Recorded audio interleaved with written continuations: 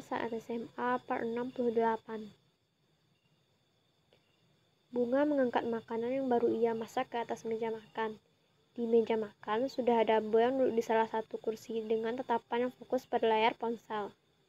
Bunga menus kesal melihat tingkah Boy seperti itu. Setelah meletakkan semua hidangan, Bunga duduk berhadapan dengan Boy di meja makan. Tidak seperti biasanya, kali ini Bunga tidak menghidangkan makanan untuk suaminya, Boy. Karena sedari tadi Bunga puasa bicara. Ya, apalagi kalau bukan karena kejadian di sekolah. Dan Boy pun tidak mau menjelaskan apa-apa. Ya sudah, diam-diaman aja jadinya mereka. Boy meletakkan ponselnya di meja makan. Tidak jauh darinya. Lalu Boy menyusul Bunga yang sudah melakukan 3 kali suapan. Pastinya tanpa bicara, tidak seperti makan malam sebelumnya. Beberapa menit berlalu, Boy dan Bunga menyelesaikan makannya. Boy berdehem. Bunga mengacuhkannya. Lagian dehemannya sangat kecil banget, seperti tidak ikhlas. Bunga melanjutkan tugasnya untuk membersihkan meja makan. Boy yang melihat itu pun membantu Bunga. Boy meletakkan makanan yang tersisa ke dalam kulkas, sekalian menunggu Bunga mencuci piring. Setelah semuanya selesai, Boy berjalan mendekat ke arah Bunga. Boy melingkarkan tangannya ke pinggang Bunga. Boy memeluk Bunga dari belakang.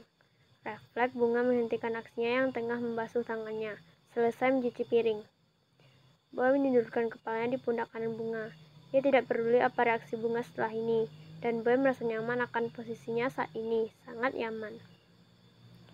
Ting tong, ting tong.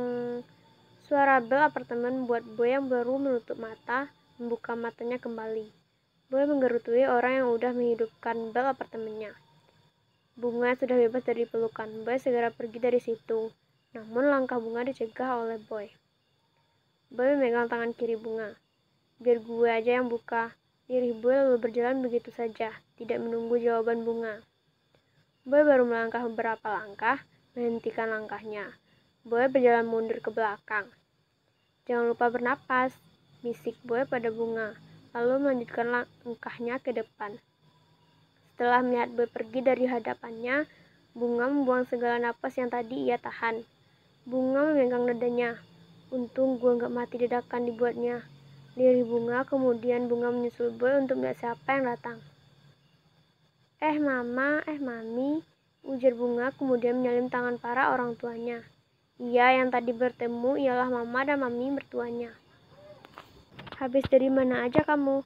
Tanya sang Mama. Bunga yang baru saja mendudukkan pantatnya sudah diberi pertanyaan yang mudah, tetapi jika dijawab harus kudu hati-hati. Kalau tidak malah berabe. Habis cuci piring tadi, Ma. Jawab Boy. Bunga langsung menoleh ke arah Boy. Bunga mengucapkan makasih dari batinnya melalui tatapan itu. Kirain, ucap sang Mami menggantungkan kalimatnya. Kirain apa, Mi? Tanya Bunga penasaran. Sang Mami tertawa. Mama Bunga pun ikut tertawa. Bunga pura-pura tertawa dibuatnya, begitu juga Boy hanya mencengir biasa sebagai responnya. Bunga menghentikan tawanya. Mama sama Mami mau tidur di sini? Tanya Bunga yang melihat koper yang terletak di depan pintu apartemen.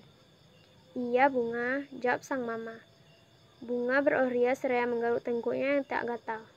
Oh iya, Mami udah gak sakit lagi? Tanya Bunga melihat tidak memakai kursi rodanya. Iya, seperti yang kamu lihat, jawab Dinda sang Mami. Bunga tersenyum kecil seraya mengernyit. Bukannya Mami sakitnya parah banget ya waktu itu. Tapi kok gue gak boleh seuzon. Kali aja beneran sembuh. Kan udah beberapa bulan lalu juga. Batin Bunga. Kami antar barang Mama sama Mami ke kamar dulu ya, ucap Boy mengalihkan pembicaraan. Hah? Cengok Bunga saat Boy langsung menggenggam tangannya usai berbicara. Boy mengajak Bunga untuk mengantar barang itu ke kamar. Mama sama Mami tunggu di sini aja ya, titah Boy. Lalu meninggalkan Mama dan Maminya tanpa hidangan makanan ataupun minuman. Boy menyuruh Bunga untuk membawa satu koper berwarna oranye, sedangkan Boy membawa koper berwarna hijau. Sepertinya koper warna hijau milik mamanya Bunga, soalnya itu warna favorit warna mamanya Bunga. Bunga mengikuti Boy yang tengah berjalan beberapa sentimeter di depannya. Ia terus menggeret koper itu hingga sampai di sebuah ruangan yang malas sekali Bunga datangi. Karena ruang itu begitu gelap dan tidak begitu layak untuk dikunjungi. Bunga mengernyit. "Kenapa di sini?" tanya Bunga langsung. "Kamar untuk Mama sama Mami," jawab Boy seadanya, lalu masuk meninggalkan Bunga yang memiliki berbagai macam pertanyaan di benaknya. Boy menyalakan lampu ruangan itu. Kemudian Boy membersihkan sedikit debu yang ada di ruangan. Setelah semuanya bersih, Boy memanggil Bunga untuk mengikutinya masuk. Bunga menurutinya. Bunga masuk ke dalam ruangan itu. "Gak ada kasur," lirih Bunga. Boy tidak menjawabnya. Ia menelusuri ruangan ini. Boy masuk dalam ruangan ini lebih dalam lagi. Di sana ada jalan kecil menuju sebuah ruangan yang lebih besar lagi. Bunga merucutkan bibirnya atas pelakuan Boy tadi. Kemudian Bunga yang menyusul Boy. "Kamar?" lirih Bunga pelan bertanya. "Sebenarnya kamar di apartemen ini ada 2. Tapi karena kamar satu lagi lebih bagus, ya udah gue pakai kamar yang itu," terang Boy.